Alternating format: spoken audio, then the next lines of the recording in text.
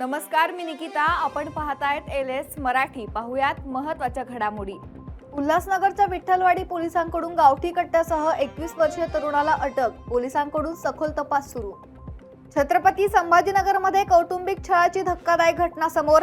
बाळाच्या अनुवंशिक आजाराचे खापर पत्नीवर. पतीकडून बाळाच्या उपचारासाठी पत्नीच्या माहेरून तब्बल 25 लाख रुपयांची मागणी. पोलिसात तक्रार दाखल. आषाढी वारी सोहळ्यानिमित्त देहू आळंदी परिसरात मांस आणि मद्य विक्रीचा मुद्दा उपस्थित. मांस आणि मद्य विक्रीवर बंदी घालावी. संतपीठाचे संचालक आणि संत साहित्य अभ्यासकांची मागणी मान्य न झाल्यास तीव्र आंदोलन छेडण्याचा इशारा. महिनाभराच्या विश्रांतीनंतर छत्रपती संभाजीनगर जिल्ह्यात रिमझिम पावसाची हजेरी. पावसामुळे शेतकऱ्यांमध्ये आनंदाचे वातावरण. नागरिकांना मोठा दिलासा.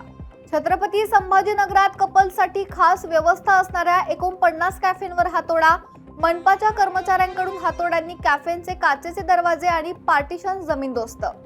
मालेगाव तालुक्यात अद्याप समाधानकारक पाऊस न पडल्याने शेतकरी चिंतेत. हंगाम वाया जाऊ नये म्हणून शेतकऱ्यांकडून नगदी पिकांची लागवड.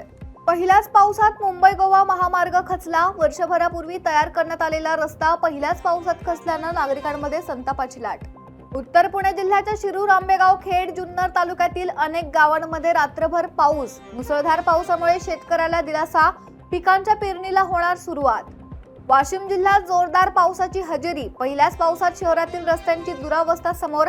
खड्ड्यात पाणी साचल्यानं अपघात होण्याची शक्यता. लातूरमधील जळकोट तालुक्यात ढगफुटी सदृश्य पाऊस. साठवण आणि पाझर तलाव पूर्ण भरले. पावसामुळे नागरिकांना मोठा दिलासा.